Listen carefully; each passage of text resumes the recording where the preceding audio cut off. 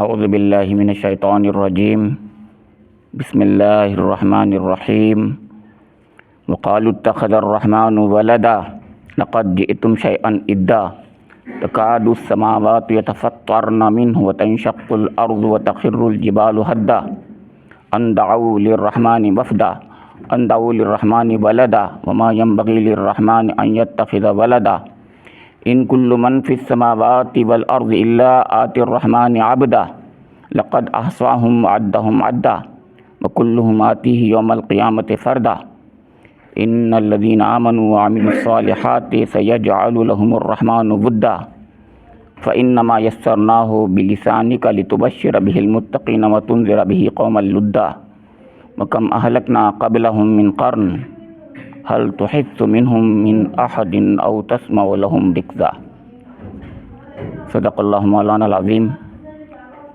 وصدق رسوله النبي الأمين الكريم نحن على ذلك من الشاهدين والشاكرين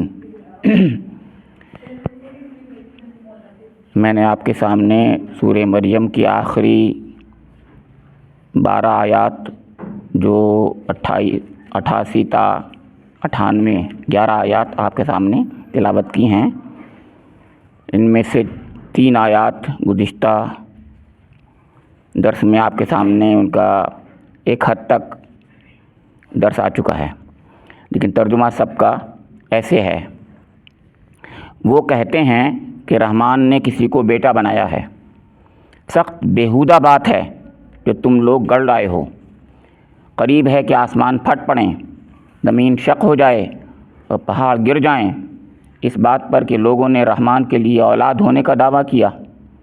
رحمان کی یہ شان نہیں ہے کہ وہ کسی کو بیٹا بنائے. زمین اور آسمانوں کے اندر جو کچھ بھی ہے جو کچھ بھی ہیں وہ سب اس کے حضور بندوں کی حیثیت سے پیش ہونے والے ہیں. سب پر وہ محیط ہے اور اس نے ان کو شمار کر رکھا ہے. سب قیامت کے روز فردن فردن اس کے سامنے حاضر ہوں گے. یقیناً جو لوگ ایمان لے آئے ہیں اور عمل صالح کر رہے ہیں ان قریب رحمان ان کے لیے دلوں میں محبت پیدا کر دے گا. پس اے نبی صلی اللہ تعالیٰ علیہ وآلہ وسلم، اس کلام کو ہم نے آسان کر کے تمہاری زبان میں اسی لیے نازل کیا ہے کہ تم پرہیزگاروں کو خوشخبری دے دو اور ہٹ دھرم لوگوں کو ڈرا دو. ان سے پہلے ہم کتنی ہی قوموں کو ہلاک کر چکے ہیں، پھر آج کہیں تم ان کا نشان پاتے ہو یا ان کی بھنک بھی کہیں سنائی دیتی ہے. آخری آیات ہیں اور آخری آیات میں جو اس سورہ کے مرکزی مضمون تھا اس کو بالکل واضح کر کے سامنے پیش کر دیا گیا ہے. اس سے پتہ چلتا ہے اس سورہ کا مرکزی موضوع جو تھا وہ یہی تھا جو آج کی آیات میں آپ کے سامنے بتایا کہ اللہ رب کریم کو اس بات یعنی اس شرک میں ملوث سمجھنا، یہ ماننا اس کے بارے میں کہ اس کا کوئی بیٹا ہے، یہ بہت سخت بات ہے، بہت بیہودہ بات ہے، بہت گستاخی کی بات ہے، جیسا کہ دنیا میں خاص طور سے نصارہ اور عام طور سے اور بہت سے مشرکین سمجھتے ہیں. اور یہی اس سورہ کا عنوان ہے، مرکزی موضوع ہے اور عمود ہے، اس کا کلائمیکس ہے اس کا. یعنی اس کو اس طریقے سے سمجھایا گیا ہے کہ وقالوا اتخذ الرحمن ولدا لقد جئتم شیئا ادا. وہ کہتے ہیں کہ رحمان نے کسی کو بیٹا بنایا ہے. سخت بیہودہ بات ہے جو تم لوگ گڑ لائے ہو. قریب ہے کہ آسمان پھٹ پڑیں، زمین شق ہو جائے، پہاڑ گر جائیں اس بات پر کہ لوگوں نے رحمان کے لیے اولاد ہونے کا دعویٰ کیا. یہاں تک گزشتہ درس میں آپ کے سامنے بات آ چکی تھی. اب اس میں سے اتنی سی بات آپ کے سامنے رکھنا چاہتا ہوں کہ زمین اور آسمان اور یہ کائنات جو ہے یعنی اس میں پہاڑ ہیں، زمین و آسمان ہیں، وہ جو ہے وہ بھی یعنی اس بات سے اتنا ابا کرتے ہیں، اس بات کو اتنا ناپسند کرتے ہیں، ان کو اتنی کراہت ہوتی ہے کہ کوئی شخص دنیا میں اگر یہ کہتا ہے کہ فلاں اللہ کا بیٹا ہے، یہ اس میں قرآن میں کہا گیا ان دعوا للرحمن ولدا، کوئی رحمان کی اولاد بتاتا ہے اگر تو ایسا ہے. اس پر ایک مفسر نے بڑی پیاری سی بات کہی جو گزشتہ جمعے میں نہیں بتائی گئی تھی. وہ یہ ہے کہ آسمان و زمین کی فطرت جو ہے ابراہیمی فطرت ہے، ابراہیمی فطرت ہے۔ یہ کہہ کر میں بات ختم کروں گا اور آج کی آیات یہاں سے شروع کر رہا ہوں کہ وما ينبغي للرحمن ان يتخذ ولدا ان كل من في السماوات والارض الا آتي الرحمن عبدا۔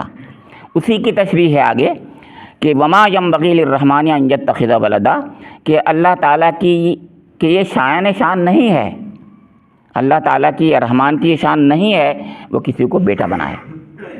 یہ ہے بہت بنیادی بات کہ شان الوہیت کے خلاف ہے اللہ تعالیٰ کی، اور دوسرے انداز میں ہم کہیں اگر تو شان احدیت اور شان صمدیت کے خلاف ہے۔ یہ اللہ صمد اور قل هو اللہ احد جو کہا گیا ہے یہ احدیت اور صمدیت کے خلاف ہے۔ احد کے معنی جو ہوتے ہیں یکتائی کے ہوتے ہیں، اور اس جیسا لیسا کمثلہ شیء جسے کہتے ہیں اس کے تعلق سے بات آتی ہے، اور اس کو مزید پھر آگے کھولا ہے، ان دو ہی آیتوں کو اللہ تعالیٰ نے آگے کھولا ہے کہ لم یلد ولم یولد ولم یکن لہ کفوا۔ یہ تشریح ہے ان دو آیات کی، بات یہ مفسرین نے یہی بتایا ہے، اور اس میں ولم یکن لہ کفوا احد، یہ کفو کا تصور جو ہے وہ احدیت اور صمدیت ہی کی تشریح ہے، یعنی اسی لیے لوگوں نے اس کا مطلب بتایا ہے کہ اس کا کوئی مثیل نہیں ہے۔ دیکھیے جب اولاد ہوتی ہے وہ مثل ہوتی ہے، اس کے اندر اپنے والدین کی کہ ٹریٹس آتے ہیں، وہ ٹریٹس آتے ہیں، یعنی اس کے اندر وہ خوبیاں یا وہ خامیاں یا وہ مزاج یا وہ اس قسم کی چیزیں ہوتی ہیں۔ یہ ایک خاص بات ہے، اسے پہچانا جاتا ہے کہ فلاں کا بیٹا ہے، یہ فلاں کی بیٹی، دور سے دیکھ کے آدمی پہچان لیتا ہے کہ فلاں کا بیٹا فلاں کی بیٹی ہے یہ، کیونکہ اس کے اندر وہ بہت واضح طور سے جو ہے کچھ اپیرنٹ اس کے جو ہے صفات اس کے اندر وہ پائی جاتی ہیں۔ تو اگر اللہ تعالیٰ کا خدا نخواستہ یعنی اللہ نعوذ باللہ معاذ اللہ کچھ کا بیٹا ہوگا تو اس کے اندر کچھ نہ کچھ تو خدائی صفات ہوں گی، اور جب خدائی صفات ہوں گی تو وہ خدا نہیں رہا، اللہ تعالیٰ اکیلا یکتا خدا نہیں رہے گا۔ تو ایک تو بات یہ بات بتائی، اور یہاں وما ينبغي للرحمن کے بارے میں ہمارے مفسرین نے یہ فرمایا کہ یہ رحمان کے شان نہیں ہے۔ اب رحمان کے شان نہیں ہے، اس پر ذرا توجہ دینا ہے کہ رحمان کے شان کیوں نہیں ہے۔ تو ایک تو بات ہوئی کہ اللہ تعالیٰ کے شان نہیں ہے، پہلے وہ بتاتا ہوں میں اور پھر رحمان کی بات کروں گا۔ تو اللہ تعالیٰ کے شان نہیں ہے یعنی خدا کے شان اس کی الوہیت کے خلاف ہے، اس لیے کہ اگر الہ ہے تو وہ جو اکیلا بے نیاز ہوگا، صمد جسے کہتے ہیں، اور باقی سب محتاج ہوں گے اس کے۔ یہ خاص صفت ہوگی یعنی شان احدیت میں اور صمدیت میں کہ وہ کسی کا محتاج نہیں ہوگا، نہ اس کو شرکت کی ضرورت ہوگی کوئی شریک ہو جائے، نہ اس کو کسی بڑھاپے کا خطرہ ہوگا کہ اس کا سہارا بنے، نہ اس کی کوئی وارث وراثت میں اس کی جائیداد میں کوئی یعنی والی اور وارث بننے کا معاملہ ہوگا، وہ خود وارث ہوگا، سب کا وہ خود وارث ہوگا، وہ سب اکیلا ہی اس کا مالک ہوگا، اور وہ کسی کا محتاج نہیں ہوگا۔ اس کو کسی یعنی اولاد کے لیے جن چیزوں کی ضرورت پیش آتی ہے ان میں کسی کی بھی اگر ہم یعنی مانیں گے اگر، تو اس کا مطلب وہ خدا نہیں رہے گا، خدا کی خدائی صفت جو ہے ختم ہو جائے گی، وہ عام انسان جیسا یا عام مخلوق جیسی بات بن جائے گی، تو مخلوق میں اور خالق میں جو فرق ہوتا ہے وہ قائم نہیں رہ پائے گا۔ پھر رحمان کی بات جو آتی ہے، رحمان کی بات جو یہاں بتائی ہے اللہ تعالیٰ نے، ایک بات عرض کر دوں، اس سورہ میں سب سے زیادہ بار جو ہے الرحمن ہے، 16 جگہ پر اس سورہ کے اندر رحمان ہے، الرحمن الرحمن الرحمن، اتنی بار تکرار رحمان کی کسی سورہ میں نہیں ہے قرآن کی۔ تو اس کا مطلب کوئی خاص بات ہی تو ہوگی جبھی تو اس کے اندر ہے۔ اس کی وجہ یہ ہے کہ نصارہ جو ہیں اور اہل کتاب عموماً اور نصارہ خصوصاً اللہ تعالیٰ کی صفت رحمت کا ہی حوالہ بار بار دیتے ہیں کہ ہمارا لارڈ جو ہے وہ بہت ہی لو کرتا ہے، محبت کرتا ہے، اور اسی بنا پر ہم وہ سمجھتے ہیں محبت ہی کرتا ہے، محبت میں ہی بڑی اس کے ایسے ویسے باتیں کرتے ہیں وہ لوگ، کلابیں ملاتے ہیں اس کے لیے۔ تو کہا جس کو تم رحمان کہتے ہو اس کی رحمت کے خلاف ہے یہ، اور اس کی وجہ سے انہوں نے فلسفہ گڑھا کفارے کا، نصارہ نے انہوں نے یہ کہا کہ حضرت آدم سے جو غلطی ہوئی اس کی وجہ سے سارے کے سارے بنی آدم ازلی اور ابدی گناہگار ہو گئے. اب وہ گناہگار ہو گئے تھے تو وہ یہ چاہتا تھا کہ نہیں، اس کی وجہ سے وہ جہنمی ہو گئے، اور اس جہنم کا پھر یعنی جہنمی ہونے کے خلاف اس کی رحمت تھی، تو وہ یہ چاہتا تھا کہ میرے بندے جہنم میں نہ جائیں. تو لہذا اس نے ایک بیٹا اپنا اس دنیا میں بھیجا اور اس کو صلیب پہ چڑھا کر کے ان کے گناہوں کا کفارہ دے دیا، کیونکہ وہ رحیم ہے. یہ ہے، بتائیے کس طریقے سے فلسفہ انہوں نے گڑھا ہے. تو رحمان کے بارے میں یہ سوچ کر کے انہوں نے غلط عقیدہ سمجھا اور اس کی وجہ سے بیٹا مان لیا اس کو کہ کفارے میں سارے گناہوں کا کفارہ. اب اس سے ہوا کیا؟ صفت عدل جو ہے وہ مجروح ہو گئی. تو مفسرین نے اس میں خاص طور سے بات کہی ہے کہ صفت عدل جو ہے صفت رحمت کے منافی نہیں ہے، بلکہ صفت رحمت ہی کا تقاضا ہے. صفت رحمت ہی کا تقاضا ہے صفت عدل بھی. یعنی اللہ تعالیٰ مظلوموں کی دادرسی فرمائے گا، یہ اس کی عدل کا تقاضا ہے، اور اس کی رحمت کا بھی تقاضا ہے کہ وہ مظلوموں کو ایسے نہیں چھوڑ دے بلکہ ان کی دادرسی کرے. یعنی ہے ظاہر ہے کوئی رو رہا ہے بچہ اور بچے کے سر پہ ہم ہاتھ پھیریں، ہے کہ نہیں؟ تو یہ ایک رحمت ہماری ایک ہماری محبت کا تقاضا ہوتا ہے کہ، اور دوسری طرف ہم یہ چاہتے ہیں کہ بچہ یہ روئے نہیں، پریشان نہ ہو. تو اس کی پریشانی پر اور اس کی یعنی کسی قسم کی مصیبت پر جو ہے ہم جو ہے اس کی طرف جو توجہ کرتے ہیں وہ رحمت کا ہمارا ایک اظہار ہوا کرتا ہے. تو اللہ کی رحمت کا اظہار بھی ایسے ہوتا ہے کہ وہ مظلوموں کی دادرسی کرے گا، لیکن مظلوموں کی جب دادرسی کرے گا تو ساتھ میں یہ ضروری ہے کہ وہ ظالموں کو بدلہ دے، کیونکہ آنکھوں کی ٹھنڈک اس وقت تک نہیں ہوگی مظلوموں کی جب تک کہ پوری طریقے سے ان کو مطمئن نہ کر دے. مطمئن جب ہی ہوں گے، ہوتا ہی ہے کوئی آدمی پورے طریقے سے پورا اجر جسے کہتے ہیں، تو اللہ تعالیٰ پوری دادرسی جب کرے گا تو اس کے لیے ظالموں کو سزا دے گا. تو یہ اس کی رحمت ہی کا وہ تھا، تقاضا تھا. یہ کہا ہے ہمارے مفسرین نے، اور بہت بنیادی بات ہے یہ کہ یہ رحمت کا تقاضا عدل بھی ہوتا، عدل بھی رحمت ہی کا تقاضا ہے. تو کتب علی نفسہ الرحمہ لیجمعنکم الی یوم القیامۃ لا ریب فیہ کے دو پہلو ہوئے. ایک تو اللہ تعالیٰ اس دنیا میں اپنے اچھے بندوں کو انعام دے گا، اس لیے قیامت کو قائم کرے گا، اور دوسری طرف اس لیے کہ مظلوموں کی دادرسی کرے گا وہاں پر، اور پوری طریقے سے کرے گا تاکہ ان کی آنکھوں کی ٹھنڈک ہو جائے. اس میں ظالموں کو سزا ملے گی. تو اس کے عدل کا اور رحمت ہی کا تقاضا ہے، یہ بھی عدل اور رحمت کا ہی تقاضا ہے. اب دوسری بات یہاں فرمائی کہ ان کل من فی السماوات والارض الا آتی الرحمن عبدا، زمین و آسمان میں جتنے بھی لوگ ہیں یعنی جو مخلوقات ہیں، مکلف مخلوقات خاص طور سے، وہ رحمان کے آگے جو ہیں عبد بن کر ہی حاضر ہوں گے. یعنی کوئی بھی بیٹا اور بیٹی اور فلاں فلاں بن کر نہیں ہوگا، بلکہ عبد بن کر کے اس کے بہت ہی یعنی سر جھکانے والے غلام کی حیثیت سے اس کے سامنے آئیں گے.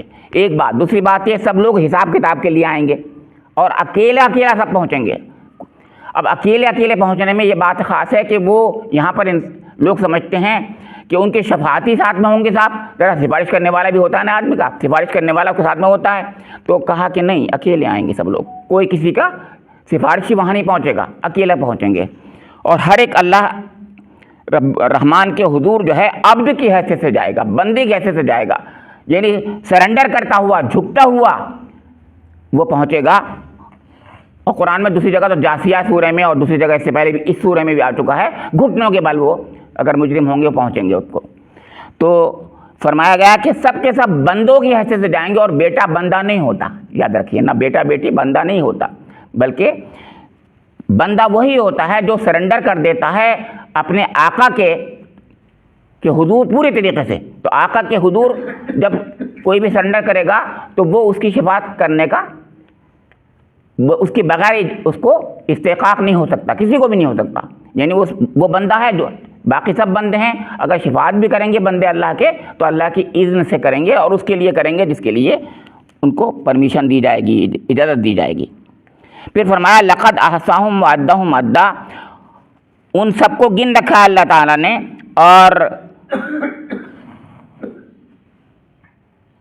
وہ سب پر محیط ہے اور ان کو شمار کر رکھا ہے یہ. اور پھر فرمایا کہ وعدہم عدا، سب اس نے شمار کر رکھا ہے، اور آگے فرمایا ہے وَكُلُّهُمْ آتِيهِ يَوْمَ الْقِيَامَةِ فَرْدًا، پھر دوبارہ سے یہ کہہ دیا اللہ تعالیٰ نے کہ قیامت کے روز اکیلے اکیلے پہنچیں گے، سب کو گن رکھا کا مطلب یہ کوئی ادھر ادھر نہیں ہو سکتا کہ بھاگ جائے اس کی سلطنت سے، ایسا بھی نہیں ہو سکتا۔ تو نہیں، اللہ تعالیٰ کی وہ شان عظمت اور شان جلال کا اظہار ہے کہ تم لوگ اس کو اس طریقے سے لیتے ہو، اس کی احدیت و سمدیت مجروح جس سے ہوتی ہے، اور تم سمجھتے ہو کہ وہ لوگ فلاں لوگ جو ہیں وہ سفارش کر دیں گے۔ سفارش کرنا تو درکنار، وہاں تو بالکل دوسرا انداز ہوگا کہ کوئی بولے گا نہیں۔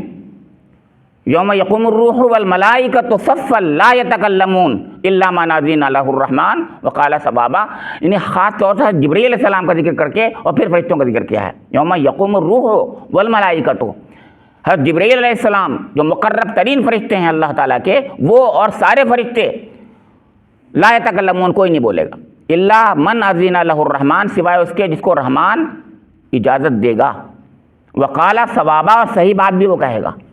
یہ شرط قرآن میں، یہ اس جگہ سورہ نبا کی میں آیت پیش کر رہا ہوں، اس میں ہے ایسا۔ تو اس کا مطلب یہ ہوا کہ جب اللہ کا مقرب ترین فرشتہ، اور میں ایک بات اور عرض کر دوں، یہاں پر دو تو مکلف مخلوق ہیں جو زمین و آسمان کی، جو اللہ کے حضور حاضر ہوں گی حساب دینے کے لیے، جن اور انسان،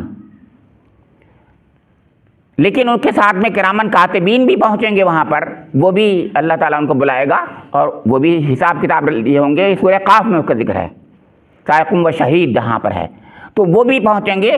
ان کا کام یہ نہیں ہوگا کہ ان سے اللہ تعالیٰ یہ حساب لے گا، ان سے یہ حساب لیا جائے گا کہ ہم نے جو تمہیں اپنے بندوں پر ایک کام کے لیے تعینات کیا تھا، تم نے وہ کام ٹھیک کیا کہ نہیں کیا، یعنی ان سے ہی سوال ہو رہا ہے۔ اسی لیے ہمارے مفسرین نے عام طور سے یہ کہا ہے کہ فرشتے اور جن اور انسان تینوں مخلوقات جو ہیں اللہ کے حضور حاضر ہوں گے۔ تو سوال یہ پیدا ہو رہا تھا کہ فرشتے تو مکلف ہیں نہیں، پھر کیوں؟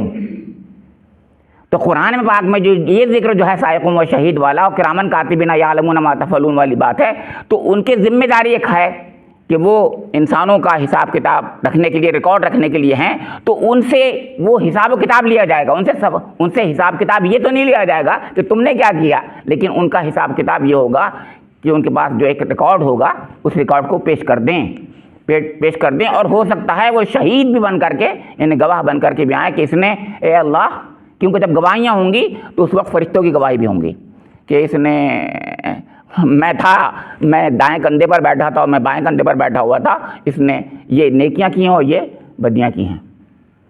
تو یہ دو چیزیں بھی ہیں، اس لیے لوگوں نے کہا کہ فرشتے بھی وہاں پر اللہ کے حضور حاضر ہوں گے اس روز۔ پھر ان الذین آمنوا وعملوا الصالحات سیجعل لهم الرحمن ودا، اب یہاں پر ایک تسلی کا اللہ تعالیٰ جو ہے اور بشارت کا معاملہ جو ہے کرے گا ان کے ساتھ میں جو مومن ہیں، اس کا ذکر ہے۔ یہ تسلی کی آیت ہے بالکل، کیونکہ جیسے اس سے پہلے بتایا جا چکا ہے کہ وہ زمانہ ایسا سخت تھا کہ آپ جانتے ہیں کہ لوگوں کو یعنی اپنے وطن میں رہنا ان کا جو ہے اس کو یعنی محال ہو گیا تھا، اور محال نہیں، ناممکن ہو گیا تھا۔ اس وجہ سے انہوں نے جو ہے مجبور ہو کر آخرکار ہجرت حبشہ کی ہے۔ ہجرت حبشہ سے پہلے یہ آیات نازل ہوئی ہیں، اس کے اندر حالات کتنے سخت تھے۔ تو کون چاہتا ہے، میں نے گزشتہ درس میں بھی یہ کہا تھا کہ کون اپنے وطن کو چھوڑنا چاہتا ہے؟ کوئی نہیں چھوڑتا جب تک کہ مجبوری نہ ہو۔ تو وہ اتنے برے، یعنی وہ بیچارے اچھے کام کر رہے تھے، لیکن ان کو ہر طریقے دھتکارا جا رہا تھا، ہر جگہ دھتکارا جا رہا تھا۔ تو اب وہ تو یہ سوچ رہے تھے بھائی بشر تو بشر ہی ہوتا ہے، چاہے صحابہ کرام رضوان اللہ تعالیٰ علیہم اجمعین کیوں نہ ہو، آخرکار ایک حد تک صبر کرتا ہے آدمی، پھر کہتا ہے میں نے کون سا ظلم کیا ہے اللہ کہ میرے ساتھ ساری مصیبتیں آ گئی ہیں۔ یہ ایک بشری طور پر ایک ذہن میں خیال آ جاتا ہے کہ اے اللہ ہم تو ان کے لیے کچھ نہیں کر رہے، ہم تو ان کو کوئی تکلیف پہنچانا درکنار، ہم تو ان کے ساتھ میں محبت کا اور اچھائیوں کا اور ان کے لیے تڑپ رہے ہیں، اور ان کے لیے جنت کے لیے ہر وقت جو ہیں کوشاں ہیں کہ جنت ان کو مل جائے اور جہنم سے بچ جائیں یہ، اور یہ ہیں کہ ہمیں مار رہے ہیں، پیٹ رہے ہیں، اذیت دے رہے ہیں۔ حضرت بلال کے ساتھ میں جو معاملہ، حضرت خباب بن عرط کے ساتھ میں جو معاملہ ہیں، تمام صحابہ کرام رضوان اللہ تعالیٰ علیہم اجمعین، یعنی اس میں یہ بتا دیں آپ کو صرف غلام ہی نہیں تھے ایسے، اگر صرف غلامی ایسے ہوتے تو حضرت عثمان کیوں کرتے؟ حضرت عثمان رضی اللہ تعالیٰ عنہ نے بھی ہجرت کی، آپ کو پتہ ہے۔ تو اس کا مطلب ان کے ساتھ بھی بہت زیادہ ظلم ہو رہا تھا. تو چاہے وہ سوکال اشراف ہوں، اشراف کوئی نہیں ہوتا اسلام میں، سب برابر ہوتے ہیں، لیکن ان کے ہاں اشراف اور ارذال تھے اس زمانے میں. تو اشراف کو بھی نہیں بخش رہے تھے. وہ کہتے جو محمد کا کلمہ پڑھے گا ہم اس کو چھوڑیں گے نہیں. اور حضرت عمر میں بہت پیش تھے، آپ کو پتا ہے، بہت سخت تھے اس وقت، ایمان نہیں لائے تھے، بہت سخت تھے. تو اب وہ یہ سوچ رہے تھے، ان کے ذہن میں یہ خیال آیا تھا کہ آخر ہم نے کون سی غلطی ایسی کی ہے. وما نقموا منهم الا ان يؤمنوا بالله العزيز الحميد الذي له ملك السماوات والارض. ان کا صرف یہی جرم تو ہے کہ انہوں نے اللہ رب کریم کو خدا مان لیا اپنا. وما نقموا منهم الا ان يؤمنوا، کہ ایمان لے آئے ہیں وہ اللہ تعالیٰ پر، اس پر ان کو ستایا جا رہا ہے. اب اس کو رب کریم کی طرف سے بشارتیں مل رہی ہیں، ان کو جو ہے تسلی دی جا رہی ہے. یہ ہے یہاں پر فرمایا جا رہا ہے کہ ان الذین آمنوا وعملوا الصالحات سیجعل لهم الرحمن ودا. یقیناً جو لوگ ایمان لے آئے ہیں اور عمل صالح کر رہے ہیں، ان قریب رحمان ان کے لیے دلوں میں محبت پیدا کر دے گا. اب کیسی محبت پیدا کرے گا؟ یہ ایک بات ہے. یعنی پہلی بات تو میں بتاؤں گا یہاں پر کہ حضور نبی اکرم محمد مصطفیٰ صلی اللہ تعالی وسلم نے فرمایا کہ اللہ تعالیٰ جب کسی سے محبت کرتا ہے، محبت کا لفظ اچھا نہیں لگا، کسی کو پسند کرتا ہے، ایسے الفاظ ہیں اس کے اندر پہلے، کہ جب اللہ تعالیٰ کسی کو پسند کرتا ہے تو حضرت جبریل سے کہتا ہے کہ اے جبریل میں فلاں بندے سے محبت کرتا ہوں، تم بھی اس سے محبت کرو. حضرت جبریل جو ہے سارے آسمانوں میں منادی کر دیتے ہیں کہ رب العالمین اس بندے سے محبت کرتا ہے، تو اے مخلوقات کائنات تم بھی محبت کرو. پوری زمین و آسمان میں اس کے لیے محبت لکھ دی جاتی ہو جاتی ہے. پھر کہتے ہیں اسی لیے یہاں تک کہ سمندر کی مچھلیاں بھی اس سے محبت کرنے لگتی ہیں. یعنی پاتال کی بات ہو گئی، مطلب یہ کہ آسمان سے پاتال تک، زمین سے آسمان، ہر جگہ پر صرف اس کی محبت ہوتی ہے. اور وہ کون سی محبت؟ بے لوث محبت. اگر بے لوث محبت اگر کسی کو دیکھنا ہے اور وہ کوئی چاہتا ہے کہ بے لوث محبت ہو، تو بے لوث محبت ہم کریں، یعنی رب کی خاطر ہیں. یہ ہے مطلب من احب للہ وابغض للہ وعطا للہ ومنع للہ فقد استکمل الایمان. صرف اللہ کی خاطر ہم بھی محبت کریں گے اگر، تو اللہ تعالیٰ کے بندے ہم سے بھی بے لوث محبت کریں گے. اللہ کی خاطر محبت کریں، اللہ کی خاطر نفرت کریں، اللہ کی خاطر دیں، اللہ کی خاطر دیں، تو ہمارا ایمان بھی مکمل ہوگا اور تمام لوگوں کے دلوں میں سچی محبت پیدا ہوگی. اور ویسے بھی ایمان سے سچی محبت پیدا ہوتی ہے. باقی تو ڈنڈے کی محبت تو آپ جانتے ہیں جھوٹی محبت ہوتی ہے. کوئی کہتا رہتے ہیں کہ ہم آپ سے بہت محبت کرتے ہیں، سب وہ ڈنڈا جب ہٹ جاتا ہے تو آپ جانتے ہیں کہ پھر وہ کوئی محبت نہیں رہتی. اصلی محبت وہی ہے جب کہ انسان جو ہے بے لوث محبت کرے. تو اللہ تعالیٰ مومنوں کو بشارت دے رہا ہے کہ تمہارے لیے ان قریب ایسی محبت پیدا ہوگی کہ دنیا میں تاریخ تمہاری رقم ہو جائے گی. آپ کو معلوم ہے کون سی محبت تھی پھر وہ؟ چلیے آپس میں محبت کی بات سن لیجئے گا. یہ صحابہ کرام رضوان اللہ تعالیٰ علیہم اجمعین جب ایمان لے آئے اور جب ہجرت مدینہ واقع ہوئی، تو پھر اللہ کے رسول نے انصار و مہاجرین کے درمیان میں جو بھائی چارگی پیدا کی، مواخات، ایسی دنیا کی تاریخ میں کسی نے نہیں سوچا بھی نہیں ہوگا کہ ایسی محبت بھی ہو سکتی ہے. معلوم ہے کیا کہا انہوں نے؟ جن کی 2 بیویاں تھیں انہوں نے یہ کہا کہ ہم ایک بیوی کو طلاق دے دیں اگر تم کہو تو، ہم اپنی ایک بیوی کو طلاق دے کے اس کے بعد تم ان سے شادی کر لینا، اور تمہارا سارا حصہ ہمارے ساتھ میں آدھا ہو گیا، آج تو تم بھائی ہو گئے. یعنی وہ کہنے لگے کہ ہمارے پاس جتنی جائیداد ہے، جو کچھ کاروبار ہے، جو کچھ بھی ہے، سب کچھ آدھا کر کے تمہیں دیتے ہیں ہم. ایسا حصہ کر دیا کوئی ہو سکتا ہے؟ سگے بھائیوں سے زیادہ. سگے بھائی بھی آج کل اتنی وہ محبت نہیں کرتا ہے جو ان کے درمیان محبت تھی. تو ایمان کی محبت اتنی سخت ہوتی ہے، اتنی ہوتی ہے جس کا ہم تصور نہیں کر سکتے. ظاہر ہے ایمان، تھوڑا سا ایمان ہے تو ہم بھی سمجھتے ہیں محبت ہوتی ہے اس کے اندر. اب سنیے، اب ایمان جو ہے نفرتیں بھی پیدا کر دیتا ہے لوگوں کے درمیان میں اگر نہیں ہو. یعنی ایک طرف حضرت ابوبکر صدیق رضی اللہ تعالیٰ عنہ ہیں، جنگ احد میں، جنگ بدر میں آپ کو پتا ہے ان کے بیٹے عبد الرحمن ایمان نہیں لائے تھے، تو بعد میں ایمان لے آئے.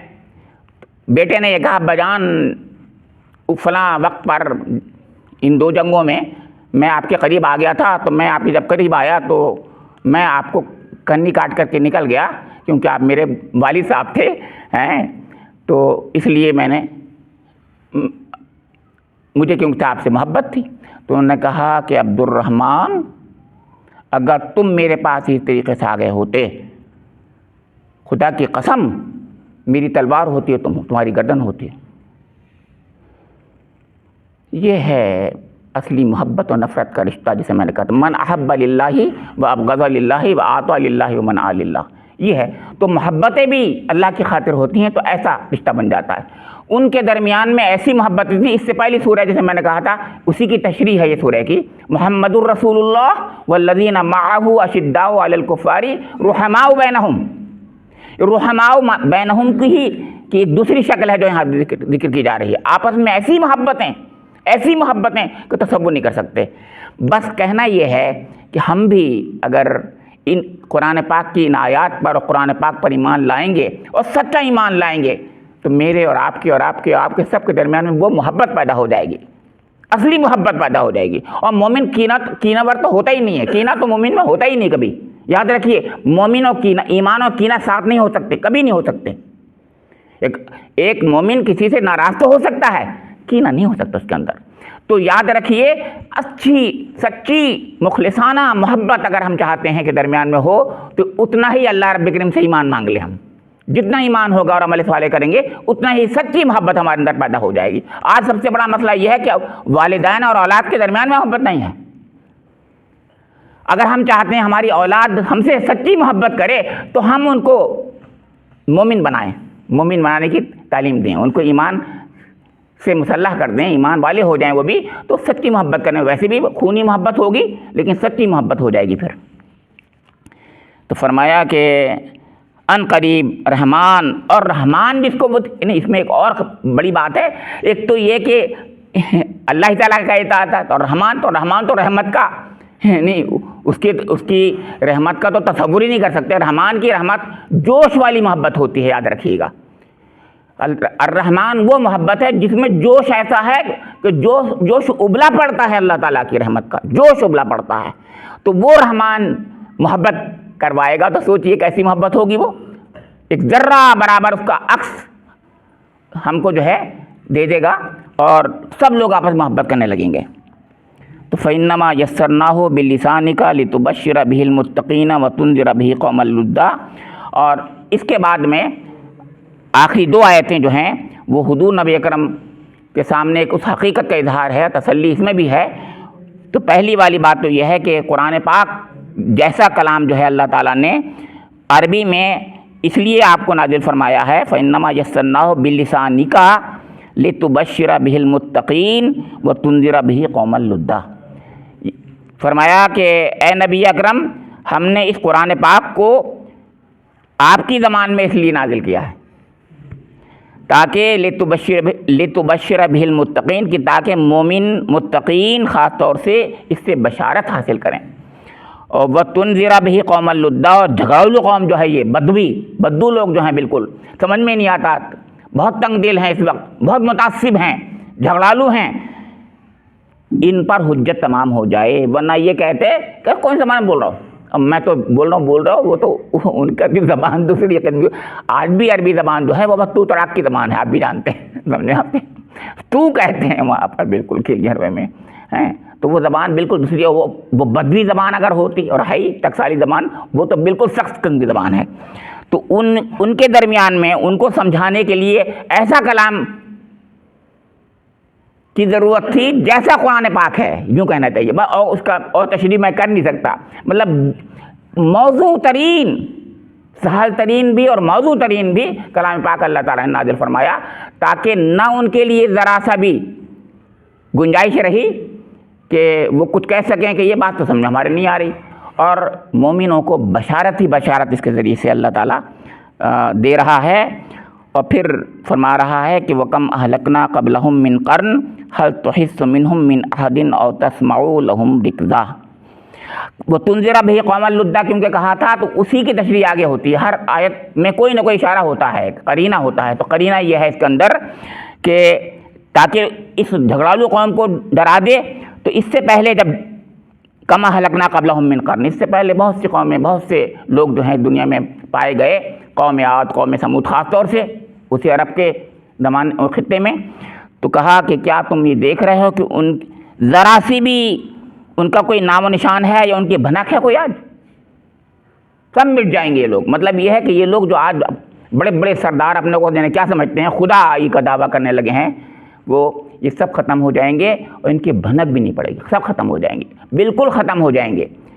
میں آج بھی یہ کہتا ہوں کہ ویسے ختم ہوں یا نہ ہوں، لیکن آج بھی مانوی طور پر وہ ختم ہو چکے ہیں سب کے سب.